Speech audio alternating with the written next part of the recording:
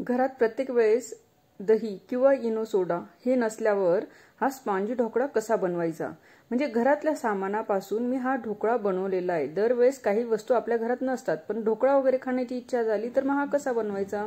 घरातल्या वस्तूंपासून स्पॉन्जी असा हा ढोकळा मस्त मऊ लुसलुशीत एकाच बॅटर मध्ये मी हा बनवलेला आहे। म्हणजे जास्त भांड्यांचा पसारा नाही, काही नाही, फक्त मिक्सरच्या भांड्यामध्ये सगळं बॅटर टाका आणि झटपट 10 ते 15 मिनिटांमध्ये मस्त मऊ लुसलुशीत हा ढोकळा बनून तयार होतो मार्केट सारखा। चला मग आज आपण मस्त स्पॉन्जी असा ढोकळा बघणार आहोत। चला मी व्हिडिओला सुरुवात करूया। इथं मी मेजरमेंट सांगते तुम्हाला। मी इथं एक वाटी घेतली, वाटी किंवा कपाचं माप आपल्याला घ्यायचंय। तुमच्या घरात वाटी असेल तर वाटी घ्या, नाही तर मेजरिंग कप असेल तर ते तुम्ही घेऊ शकतात। आणि चमचा कुठला वापरायचा, हे असे ज्या कपांचा सेट आपण घेतो त्याच्यासोबत असे हे 4 चमचे पण येतात, पण मी तुम्हाला वाटीचं आणि अशा चमच्यांचं, पोहे खायचा जो चमचा असतो त्याचं सुद्धा माप या ढोकळ्यामध्ये सांगणार आहे, म्हणून व्हिडिओ पूर्ण बघा, स्किप करू नका। आता या वाटीप्रमाणे मी इथं घेतलंय 1.5 वाटी बेसन, म्हणजे चण्याचं पीठ मी घेतलेलं आहे। आपल्या घरातलं किंवा मार्केटमधलं कुठलंही चण्याचं पीठ तुम्ही वापरू शकतात, म्हणजे बेसन। आता मी इथं मिक्सरचं भांडं घेतलं, त्यामध्ये 2 चमचे म्हणजे पोहे खायचा जो चमचा असतो त्या चमच्याने 2 चमचे साखर टाकली आणि 1 चमचा इथं सायट्रिक ऍसिड म्हणजे निंबू पावडर मी टाकून घेतलंय। पोहे खायचा चमचा जो असतो तोच टीस्पूनचा चमचा असतो, त्याच्यामुळे मी तोच वापरलेला आहे। आता हे दोघं पावडर आपल्याला फिरवायचे आणि त्यामध्ये अर्धा चमचा मीठ टाकायचंय आणि ही सगळ्यात छोटी म्हणजे 1/4 टीएसपीची म्हणजे 2 चुटकी एवढी हळद आपल्याला टाकून घ्यायची यामध्ये। या बॅटरमध्ये मी टाकून घेतली आणि आता तेल किती टाकायचं, मग मोठा टेबलस्पूनचा जो चमचा असतो आणि पोहे खायचा जो चमचा असतो त्याचं माप मी तुम्हाला सांगते। त्या चमच्याने, टेबलस्पूनच्या मापाच्या चमच्याने मी 3 चमचे असं हे तेल टाकलंय आणि पोहे खायचा जो चमचा असतो त्या चमच्याने 4 चमचे आपल्याला हे तेल वापरायचंय। आता त्याच चमच्याने जेवढं तेल घेतलं आपण तेवढंच पाणी आपल्याला टाकायचंय। मी इथं 3 टेबलस्पूनच पाणी टाकून घेतलंय आणि हे बॅटर छान असं फिरवून घेते, म्हणजे साखर निंबू पावडर मस्त एकसारखं हे मस्त मिक्स होऊन जाईल, मग म्हणजे मेल्ट पण झालेलं राहील, वितळायचं काही टेन्शन राहणार नाही। मग हे बघा, साखर निंबू पावडर मस्त मीठ वगैरे टाकलेलं, हळद टाकलेलं, मस्त हे मिक्स झालेलं आहे। 2 मिनिटांसाठी मी मस्त ब्लेंड करून घेतलेलं आहे, किती छान हे झालेलं आहे। आता यामध्ये आपल्याला हे बेसन टाकून घ्यायचंय। याच मिक्सरच्या भांड्यामध्ये मी हे 1.5 कप म्हणजे 1.5 वाटी हे बेसन घेतलं, ते इथं टाकून घेतलंय। वाटीचं किंवा कपाचं माप सारखं जे तुम्ही लक्ष देऊन फक्त ऐका। आता त्याच वाटीने मी अर्धा वाटी पाणी टाकून घेतलं आणि याला फिरून घ्यायचंय। पाणी टाकताना कमी टाका आधी स्टार्टिंगला, कारण अर्धा वाटीमुळे हे जास्त वरती येणार नाही। मग हे बघा, अर्धा वाटी टाकल्याने हे पूर्ण मिक्स झालंय पण अजून घट्ट आहे, म्हणून मी अर्धा वाटी अजून परत पाणी यामध्ये टाकलंय। पाणी थोडं करत टाकलं तरी चालेल, पण नंतर टाका।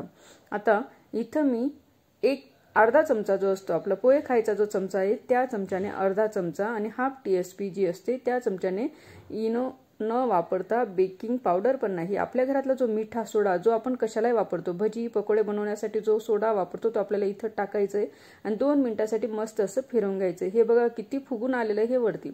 आता मी इथं याला बेक करायला मस्तपैकी शिजवायला ठेवते। आता इथं मी घेतलंय हे बेकिंगचं कुठलं पण तुम्ही ताट वापरू शकतात, मी इथं केक टीन घेतलेला आहे, याला मस्त तेल लावून घेतलेलं आहे आणि हे पूर्ण बॅटर यामध्ये टाकून घेतलंय।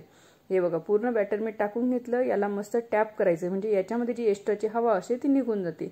ही प्रोसेस करताना थोडी पटापट करा। बॅटर टाकल्याबरोबर लगेच आपल्याला इथं मी इडली पात्रामध्ये एक पाणी उकळायला ठेवलं तर 2 ग्लास आणि त्यामध्ये रिंग ठेवून घेतली आणि हे आपल्याला इथं ठेवून घ्यायची ही प्लेट आणि आता याला मस्त 15 ते 20 मिनिटं शिजू द्यायची हाय फ्लेमवर। 15 ते 20 मिनिटाशिवाय याला उघडू नका, नाहीतर याची पूर्ण हवा बाहेर निघते, नंतर मग तो ढोकळा असा बसलेला येतो। म्हणून याला पूर्ण 15 ते 20 मिनिटं एकसारखा शिजू द्या, मध्ये उघडून बघू नका। आता 20 मिनिटं पूर्ण झाल्यानंतर मी बघते, सुरी घेतली, सुरीला हे बघा थोडं पण चिपकलेलं नाहीये, म्हणजे आपला ढोकळा बनून परफेक्ट तयार झालाय।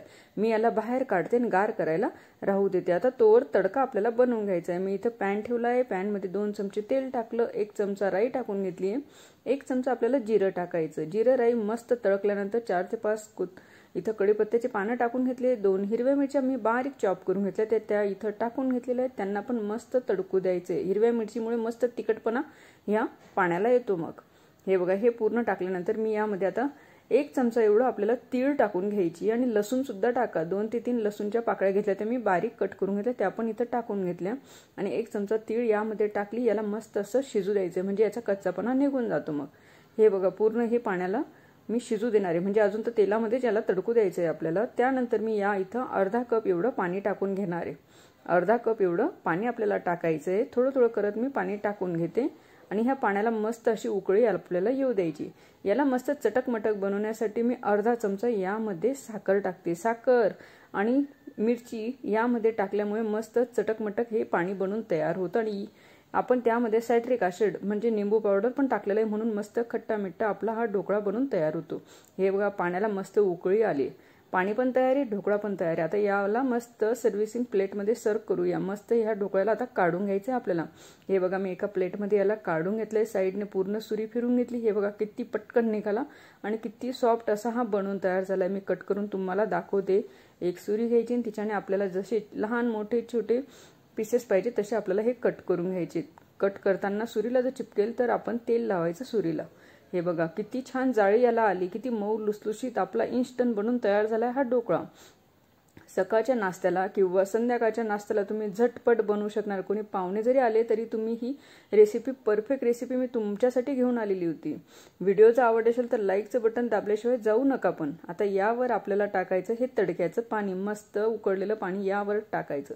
जेव्हा हे तडक्याचं पाणी यामध्ये जाईल तर हा ढोकळा अजून जास्त स्पॉन्जी होईल आणि साखर आणि या निंबू पावडरमुळे खूप छान चव याला येते। मग या पाण्यामुळे मस्त असा हा तडका पूर्ण टाकायचा आहे। गरमागरम सॉफ्ट आपला ढोकळा बनवून तयार आहे। व्हिडिओ आवडला असेल तर लाईक शेअर सबस्क्राईब करा। बाय।